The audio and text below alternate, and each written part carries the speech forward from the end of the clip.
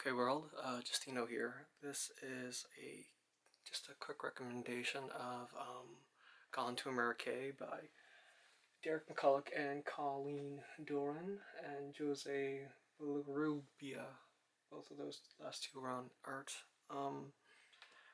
It's a nice little ghost story that just it's really sweet, and it's sentimental, I think, in a lot of ways. But it's a really sweet, sad, bittersweet ghost story, and I think something I think a lot of people should read. And it just kind of shows the diversification of comics, really. That everybody really knows that it's not just superheroes anymore, but it's nice to still see these things being talked about. I think often what gets talked about are the big things. Um, that and I was watching this documentary or interview with Will Eisner and Stan Lee, and I just kind of it's interesting because he said um, Will Eisner was saying that he felt like comics wasn't his medium at all, but he really was one of the biggest stars or the biggest creators in comics. And I think, and obviously there's the whole Will Eisner Awards, and it just made me think. It's just I don't really know what or why what the real story behind why he would say that, but I think it seems like a lot of times people force you or you get forced into these roles just because you're really good at them, and or just tell you who you are, like you're ugly or you're a cheap date or just dumb or basic or I don't know what are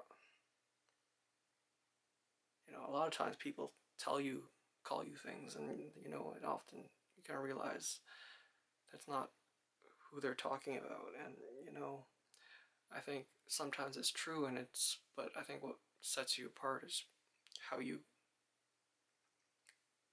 like, even though that's maybe you are not the prettiest person in the world, or whatever you are, but if you find a way to overcome that in whatever way it is, I think that makes you even more special, right? I think that's what defines all the people we find interesting in the world are those people who are a little bit off, but so, you know, just incredible or in some other way, I think. And I think those are the people I really like and I enjoy, and um, I guess I need to say that. That's kind of what I always look for, really, is people who can, show me something in a different way, and that's why I love comics. Why always love looking and reading, and always, trying to find something new. Is just somebody who can tell you something in a different way is always interesting, but like in a good way, not like this negative, put somebody else down way, really. But just like see the value in things. Uh, yeah. And then I was also like watching documentaries on tiny homes and seeing um, like a lot of things are what I love about watching them is just how individual they are, really, and how people find ways to make solutions and design things for themselves. Like with cars, you can only go so far before it just kind of just seems, and it's not as practical, I think, as a home. As a home is very much so much more of an extension of yourself than like a cars. But some people do live in the cars, but I do find it more interesting to look at tiny homes, really, for the creativity people put into them, I think. And I know it's not probably the most practical idea, and like long term, like you have to find um, a apartment building technically is far more a economical solution to housing, really, but um, it not everybody can has access to that. I think being spread out is probably a good thing in some ways, and just be able a little bit more diverse, or you know or not always concrete into single spots, I think.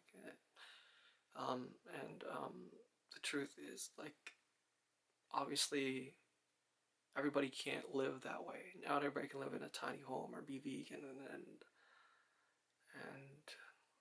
live a zero waste lifestyle, but obviously it's really, I think the best choice is to get more people to have more vegetarian meals, really, that kind of a thing, that where real solutions are always much bigger than that, but you'll, like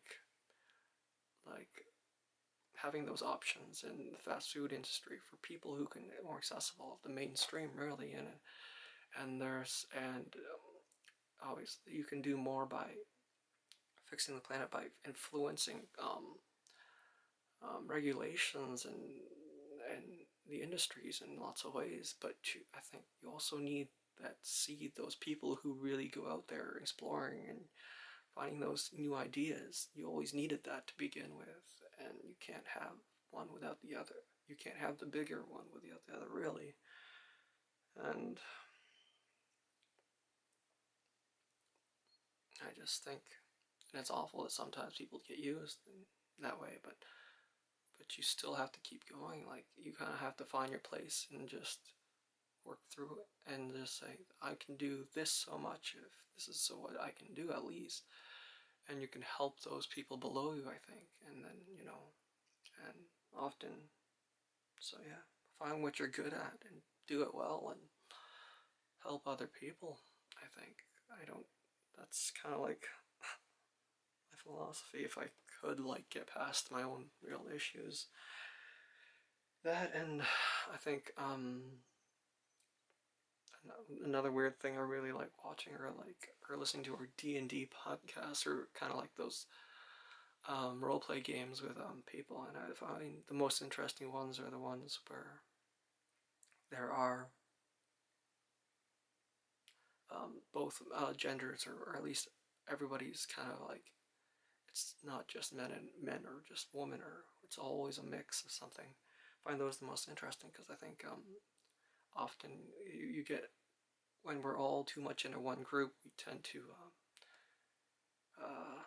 talk, tend to have our in-jokes, really, and we tend to focus on our own, this us and them mentality, and what's always better is, I think, when we have the diversity, is like, you get to see, we try to focus on what's inclusive, really, what more we have in common, and I guess, I know I've heard that before, and I think it's very true in many ways, and that's always why I've always enjoyed those more, because obviously, I just don't, I get tired of the in-jokes, really, and obviously it just kind of becomes, that really, I don't know, whatever it is, thing that people do, it's just like, very simple, singular, so yeah, I really can't blame you for making the choices that you make. I think you have to do what you can, and who wants to spend more time in hell than they have to.